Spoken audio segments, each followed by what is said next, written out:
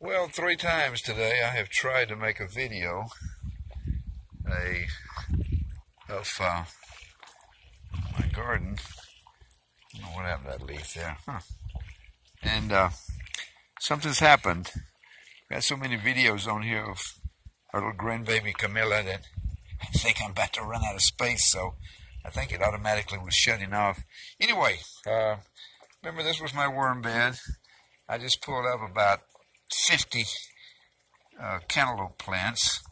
Had some marigolds come up, and I transferred some tomatoes. But anyway, stuff is coming on rather slowly. Very disappointed in my cauliflower. Got aphids in there, and they really have done a number on it. Then I come over here and I turn over a couple of leaves here, and I find them in here. So I'm doing the soapy water stuff right now. But I just pulled up some couple of broccolis here, gave them to Amy, and got all these tomatoes coming up. Volunteer. Last year I had 3 tomato plants here, 1, 2, 3, and I took in tomatoes by the bucketful to Amelia, and now I've got about 19. You'll see them in just a minute. Just took this cantaloupe out from the worm bed, and also there's a little tomato plant in the back of it, so hopefully it'll grab and catch.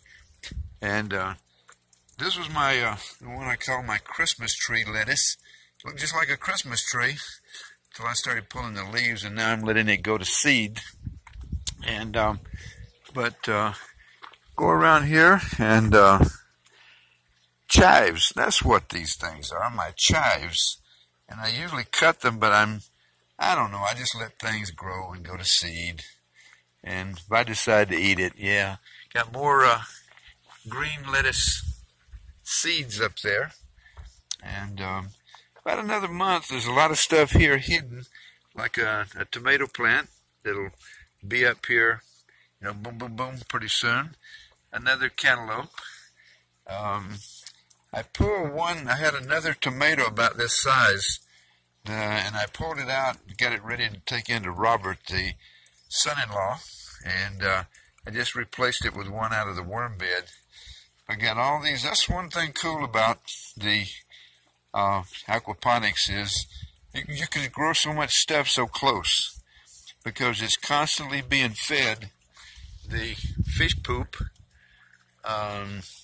it's being repleted. The nutrients are coming in constantly. So anyway, I got some marigolds started, but I pull these red romaines up because I'm still feeding a lot of it to the chickens. So everybody, 1, 2, 3, 4, 5, 6, 7 beds, grow beds, all empty into this one sump. I know it looks like a nightmare, but it really isn't. They all empty in here. And then what I did was I was a little bit afraid if this pump ever went out, I would be in trouble. So now if this pump down in here were to go out, then it would drain over into that tank, and there's another pump over there, and it would pick up and then send water down to the pond. You can see down there, you can see the water just came on, and then it returns back over on the other side. Corn's not doing too bad. Never have tried corn before, but another couple of plants that came out volunteer in the worm bed. And as I tried to make that video earlier, I kind of opened up one of these, and oh my God, at the aphids. So I went and got the spray bottle, and this is my Brussels sprouts. I don't know what the heck these guys are doing. They've been in here like 3 months. This is the biggest one, and the fruit or vegetable is still just very small. First year that I've really gotten a lot of snow peas. I've been pulling them off left and right. Got some up in here, but that was probably going to seed now. but been doing really well with the first time. Usually they grow like about 4 feet tall, 6 feet tall, and then they don't put anything. Okay, just put these guys out, and I really did them an injustice. They, when I was in with Amelia this weekend, I bought them and had them in a cooler, and I've let the cooler sit over there now for 2 days, and finally just put them out. I've still got to go into Tucson. I've run out of 3/4 pipe, so there'll be a 3/4 pipe connecting this, another one over there, and then I'll be able to drape some covering over it. This came out of the worm bed. A lot of stuff came out of the worm bed. This cantaloupe came out of the worm bed. But these guys, and this one, this cantaloupe, but these are yellow crookneck squash and zucchini. So anyway, so the water comes from over here, comes up, over. I've got a T up there. Comes over, down. Got my valve here. And so it fills the tank. And when it gets up to a certain point, they call it a bell siphon, and it begins to empty. And then once the float comes up, then, okay, it just came on, then it comes over here and returns to this thing. And then it goes through the cycle all over again. And I really split my fish up. I got them in here. I've got them over here. This guy is just absolutely taken over. But got a lot of them over in here.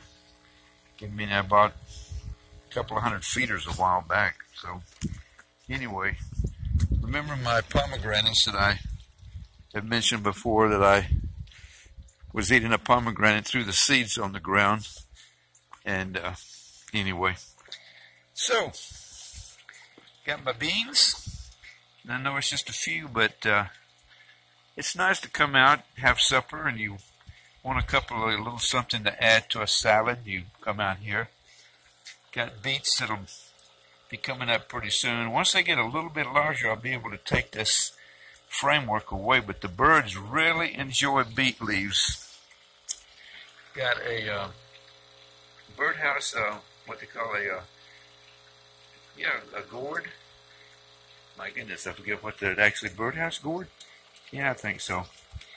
This little grapevine looks healthy, but it hasn't done nearly. I bought them at the same time. That one's all up into the fence and doing really good. And this one is just not done well, even though it's pretty new. More beets, and maybe later I'll be able to plant them over in the other area. Don't like white figs, but they sold them. The guy that I bought it from next door, he sold it to me as a black mission. Turned out to be a white fig. So just put these guys out. They were over in one of the grow beds, and well, these three were. These are the long green Anaheim chilies. These are jalapenos that I brought in the same time I brought the squash in. So I put them out over here. So I'm beginning to close myself in. Tomatoes, like I was saying, I had 3 plants over there and had more tomatoes than I knew what to do with. Now I've got, oh my God, I've got about 5, 6, 7, 8 over there. Here's 9, 10. Basil, there's 11. Here's 12, 13, 14, 15, 16, 17, 18. Gonna need a machete to get through here. 19, 20. And there are others over there. So I've got about 22 plants. So good Lord. Anyway, yerba buena, as the Hispanics call it, but peppermint. And got more, marigolds coming up. Got to hide them right now from the birds. But there's my new grapevine, and it's going crazy. Had these guys here and didn't have this over them, and the birds just whittled them down. I had some green peppers coming up, doing really good. bam, the birds got hold of them. Just pulled up all of these cantaloupes, and so won't be letting them grow. Got, look at all of them. Wow! If I'd had a really nice area, I could have put them in there, but these will just go back to mulch. So anyway, you probably saw me pulled a beet yesterday, the first one. I just ate it raw, and very good. Enjoyed it. But this wasn't a good way to plant radishes, I'll tell you. I thought it was real cool just to broadcast them. But now if I were to pull one up, it pulls up 2 or 3 others, and they're still very tiny. So I'm going to let these go to seed and save the seeds. But another birdhouse gourd over here. And I'm hoping it comes up into the fence and does really good. One of my friends on Facebook today said she saw me eating supper last night, and she said, oh, these aren't quite ripe, but she said, oh wow, you've got tiger tomatoes. And yet I had to ask 5 or 6 other people before, what kind of tomatoes are these? And they didn't know. But one of my friends, I forget her name, I'm sorry, but she said, oh wow, you got tiger tomatoes. And they were split open. She saw the inside of them. She didn't even see the outside.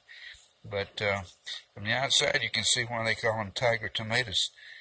But smart lady. But anyway, pretty soon now, as you see, there's just literally clusters, like clusters of grapes.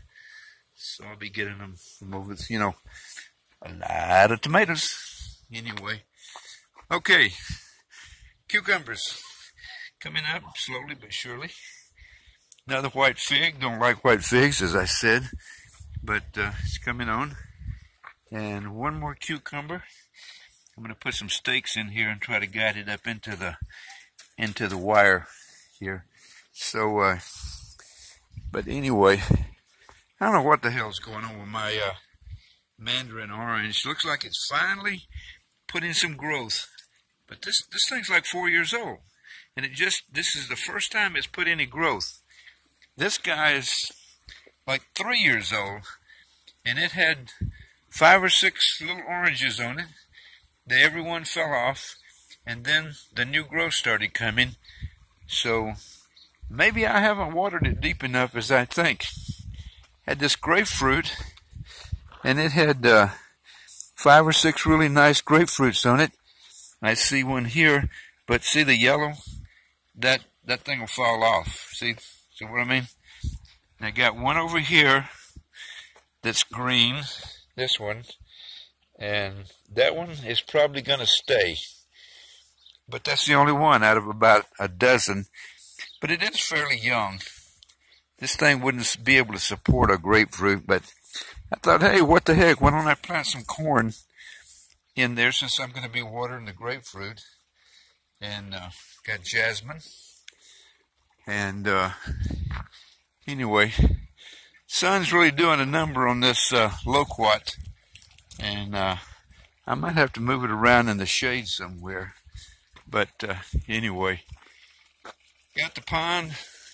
Kind of enjoyable to come out and see the fish.